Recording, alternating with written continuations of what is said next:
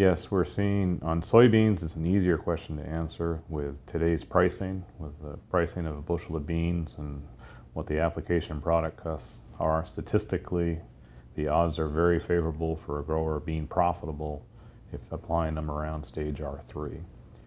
For the corn, it's a little more variable depending on which hybrids.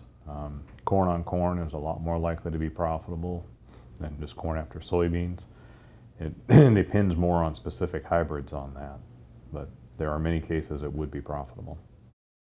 I think early on there was a lot of rescue applications in nitrogen, especially more in the southern part of the state. You know, they had so much more rain and a lot of concerns. Heard a lot more reports of actually urea being applied with aircraft on it, that people were so interested in that. But I think as the rain stopped, really over the last 2 to 3 weeks, that shut off what would have been a lot more additional rescue fertilization. So I still think we had quite a bit early on, really south of Interstate 80, but after that I think things have pretty much slowed down. Yeah, we started a new program this year with all the questions about micronutrients. There's been more and more responses of sulfur additions in fields. You know, as we've cleaned up the air quality, the coal plants and everything, we have less sulfur coming down in the rainfall. And so the net effect is we are now mining our soils of sulfur. So often a crop will take 10 to 20 pounds of sulfur per acre. And on top of that, sulfur is a lot like nitrogen, that when you have the sulfur in the available form of the plant, the sulfate form, it actually leaches with rain. So with the wet spring early on, we were seeing quite a few examples of sulfur deficiency in areas that we'd never seen it before. And so we set up a benchmarking project to actually take samples from every county in Iowa. So our goal is to try and get 5 corn and 5 soybean plants, or fields, in different parts of the state. Every county in the state, we're trying to get 5 corn and 5 soybean fields so that we can say how common is it to be deficient on sulfur, but also things like phosphorus, nitrogen, zinc, molybdenum, different types of nutrients. So when people hear about it, what are the odds? How well do the tissue tests work on this? So not only are we taking this type of data both from soil and plant samples in all these fields, but we're also taking them from our trials where we've applied different nutrients so we can actually kind of verify how well are these testing tools working. One of the things that's made it really attractive to growers is we're also taking the aerial imagery from it. So we can collect an aerial imagery, the planes are flying right now, and from that the growers or the agronomists can pick points in the field so they know where they're sampling, so they can pick a better part of the field or an area that's not as good, and they can see is the difference between them in fact related to nutrients. So at the end of the season we're going to be able to say how frequently were we deficient on certain nutrients, how well did the tests work, and all of this data will be available online.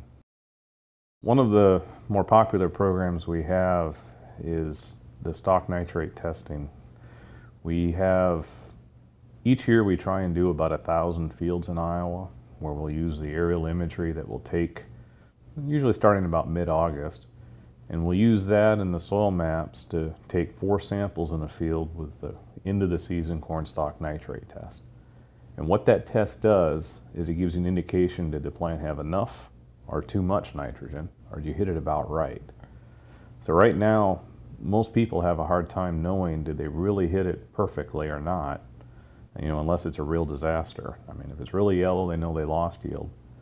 But about 5 bushel of corn is about the equivalent of 50 pounds of N. So what we have offered is for people who want to have these things taken, they want to have the aerial imagery and the stock test taken from their field, but they don't want to have to walk out and do the work. People in CSP contracts from the NRCS through EQIP, many of those contracts, people have to take the stock test to meet some of the terms in that. So this program is a way for a lot of people like that to get this work done on their farm without them having to physically walk through it. One of the things we do is all of these results are available online, anonymously, but it'll be online for each county, and we also talk about the trends. So not only is it helpful for the profitability of a grower, but it also helps agriculture, because a lot of time agriculture kind of gets a bad rap in terms of saying how bad growers are managing nutrients. While it's true that many growers can always find something they can do better, this is a program that we can actually demonstrate how good growers are doing. And that's something right now I think we need a lot more of those types of programs in agriculture. There's been a lot of discussion about glyphosate resistance in the fields, especially in the soybeans. And this year it seems like we've seen so much more resistance, especially in water hemp. As we go out in the fields right now and you just look and you see how often are you seeing the water hemp coming up through the fields. We've had a lot of reports on that. We know this problem is only going to get worse. I mean, everyone has predicted this will happen at some point. But this year seems to be a real breakthrough year in Iowa where we've seen this. So even if it's not above the canopy, we really would encourage growers to go out, scout their fields to know what's coming, and really factor that in so they can start changing some of their herbicide systems where they can start mixing up other modes of action than just the glyphosate. Because this really is changing the way many growers are going to manage their soybeans from this point on.